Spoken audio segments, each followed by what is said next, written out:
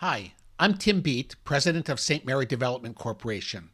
We are a faith-based nonprofit organization that improves the quality of life of older people in Ohio by developing affordable apartment communities and then adding intensive case management to connect our residents to the things that they need to stay independent. Things like food, transportation, healthcare, and mental health services. I recently gave a presentation at the Aging in Southeast Ohio Summit put on by the Buckeye Hills Regional Council. It occurred to me that the information I shared pertains to most rural areas in Ohio, so I wanted to share it with you. First, I'll share a little about housing economics. I'll talk about what affordable housing is and how most affordable housing is created. I'll cover how housing density impacts affordability and how population impacts housing affordability.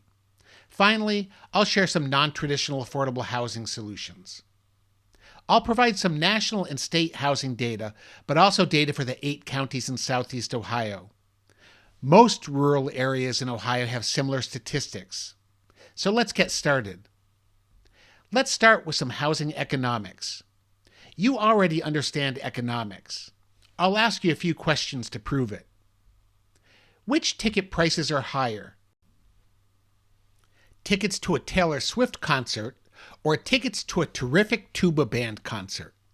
Now, before you answer, let me say that the terrific tuba band is a very, very good tuba band. I bet you guessed that Taylor Swift tickets are more expensive. If you did, you're correct. Taylor Swift tickets ranged from $49 to $499 at the face value, but were typically in the thousands in the resale market. The terrific tuba band tickets are usually free, but they do have a tip jar. So if you said Taylor Swift tickets are more expensive, you were correct. But how did you know that? You knew that because you knew that more people want Taylor Swift tickets than terrific tuba band tickets. If demand for a product or service is great, prices will be higher. If demand for a product or service is small, prices will be lower.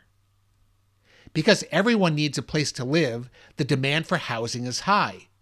We can decide whether we want to attend a Taylor Swift concert, but housing is a necessity that we can't do without. When more people need housing, the higher housing prices will be. When fewer people need housing, housing prices decrease. In this way, housing is no different than Taylor Swift tickets. Okay, back to the economics of Taylor Swift. Which ticket prices are higher? The recent Taylor Swift tour, with 149 concerts and 4.35 million tickets, or if Taylor Swift had held a single concert with only 1,000 tickets. If you guessed that ticket prices would be higher if Taylor Swift had held a single show with just 1,000 tickets, you're correct. See, you already understand economics. If Taylor Swift held only one concert instead of 149, the ticket prices would be higher. If the supply is great, prices will be lower. If the supply is small, prices will be higher. So more concert seats means lower prices than a single concert with only 1,000 seats. With housing, this means that when more housing units are available, housing prices are lower. When fewer housing units are available, housing prices are higher. But housing supply and demand work together. If 100 people need housing and there are only 50 homes, the price for housing will increase. But if 100 people need housing and there are 150 homes, housing prices will decrease. The key is to try to balance the demand for housing in your community with the supply of housing. This is true for senior housing too. Both supply and demand often change over time, so it can be a moving target. So now that you're an expert in economics, what do we mean by affordable housing? The federal government typically defines housing as affordable when it consumes no more than 30% of a household's income. By that definition, for someone with an annual income of $100,000, spending $30,000 per year would be considered affordable. That's $2,500 per month.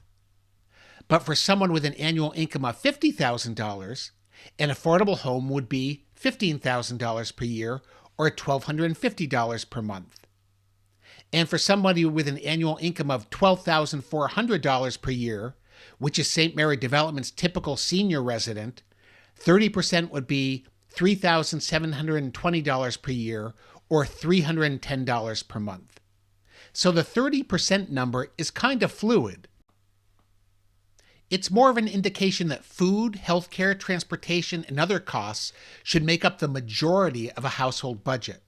When housing costs get too high, we're unable to afford food, healthcare, and transportation. But if your income is high enough, it isn't an issue. How many people don't have affordable housing? The Joint Center for Housing Studies at Harvard University publishes the State of the Nation's Housing Report each year. I'd like to share some statistics from the 2023 report. First, a definition.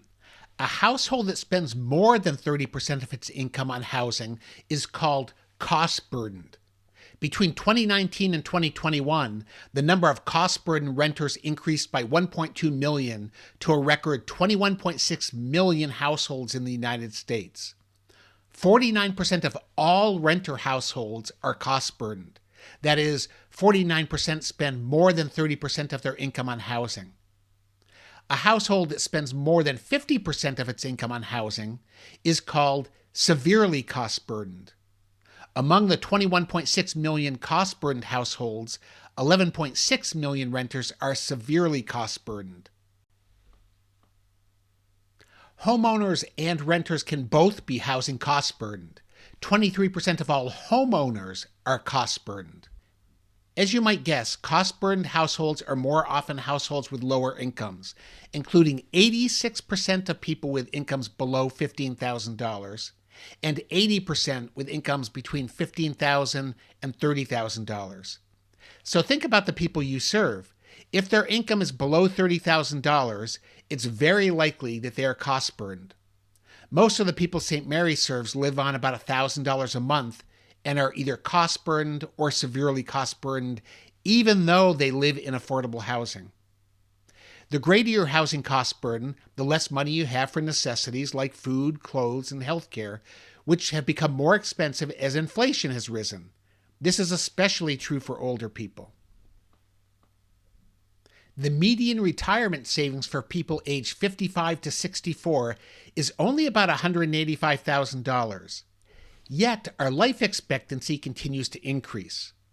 Someone who retires at 65 will need significantly more than $185,000 for housing to be affordable for the rest of their life. Most people will run out of savings and end up with Social Security as their sole source of income. That means that most people will become cost-burdened if they live long enough. How then can we create affordable housing? For people with lower incomes, there is only one way to make housing affordable, and that is subsidy.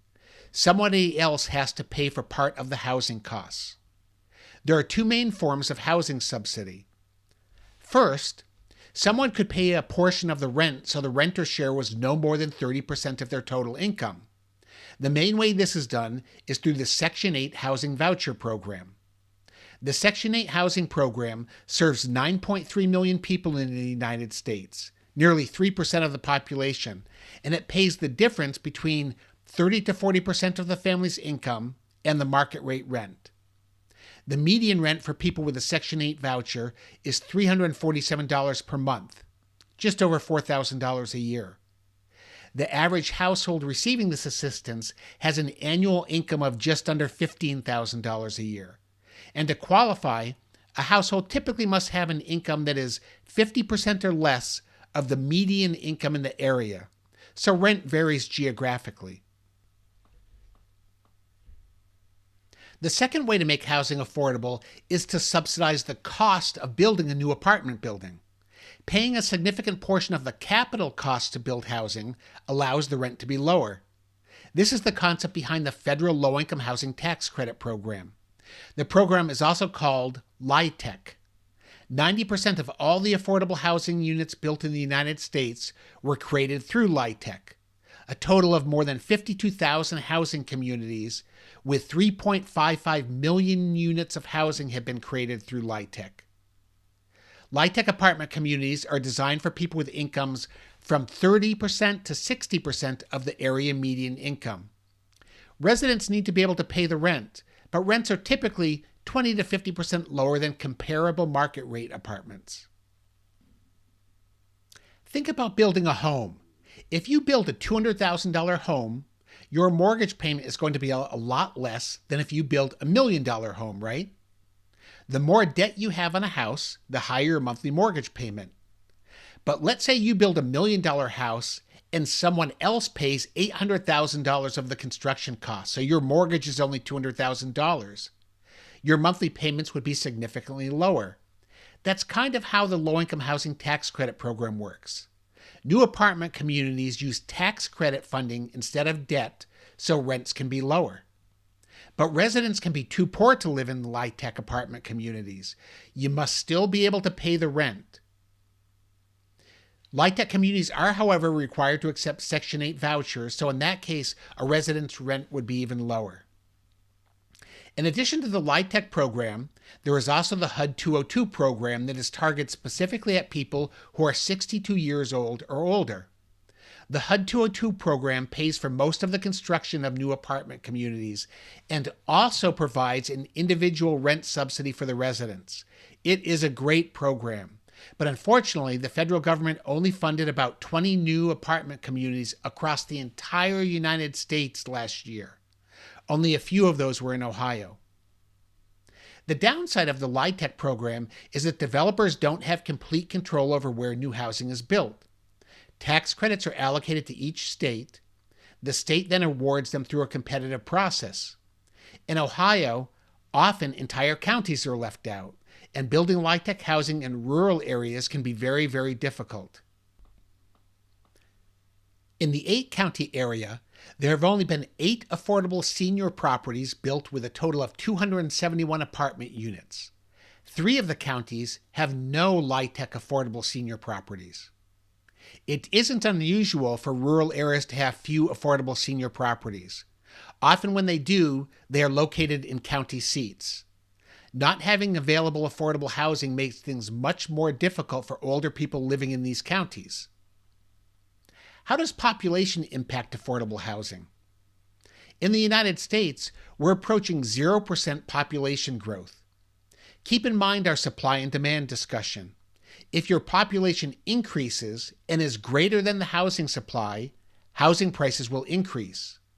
If your population decreases and is less than the housing supply, housing prices will decrease. In these 8 counties, you are experiencing a significant population decline. These charts are from 2010 to 2022, and the data is from the Census Bureau. From 2020 to 2050, the population in this 8-county area is expected to continue to decline. In some counties, the decline will be almost a third of the entire county population. How will this impact those counties? Remember supply and demand. Many housing units will become available as population decreases. That means that there will be an abundance of housing, more than is needed. This will make housing prices fall. That may sound good unless you already own a home and the price goes below what you paid for it. And just because you have an abundance of housing doesn't mean that housing will be what older people need. As population declines, there will also be fewer possible employees, so the cost of delivering services to older people will likely increase. It will become more difficult for service organizations to provide the same level of services without a significant increase in funding. This map shows the projected change in population of older people, 55 and up, by 2030. All the counties currently have about a third or more of their population over 55. Most of the population decline is likely to be younger people, so these counties will probably have a higher percentage of older people in the future. The Ohio statewide median age is 39.6, but all of the 8 counties have a higher median age, except for Athens, which is likely lower because of the university. Noble County is at the high end, with a median age of almost 53 years. Notice that almost all the state population growth in green is in the Columbus area. While Southeast Ohio has a 6% decrease in population age 55 and older, remember that the overall population decline is expected to be much higher than that. My prediction is that when it comes to the state allocation of funding for older people, more of that funding will go to Central Ohio as their population increases. Despite the population decline, there are still more than 16,000 older people in Southeast Ohio who are severely cost-burdened, spending more than 50% of their income on housing. So how can you increase affordable housing in these counties? I have 3 suggestions. Increase density, change zoning, add accessory dwelling units, and encourage home sharing. Let's start with density and zoning. Density is the number of housing units in a given area. Density is usually regulated by your local zoning code, which may set a maximum number of housing units per acre. Zoning may also require a certain amount of street frontage for each house. For example, if 100 feet of street frontage is required per home, there would be 1.89 miles of street in this example.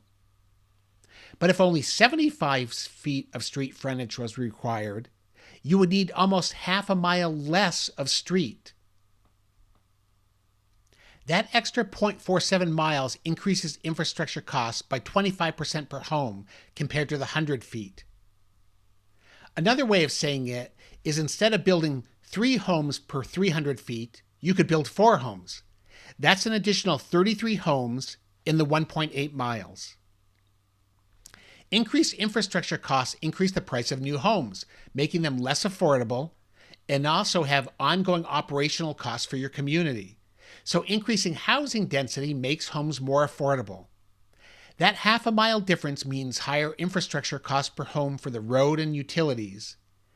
If you were to build a new town from scratch with 25,000 homes, the difference between 100 feet of street frontage and 75 feet would total 118 miles of extra road.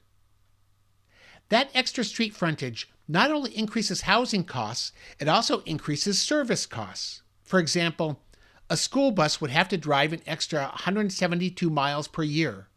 A mail truck would have to drive an extra 284 miles per year.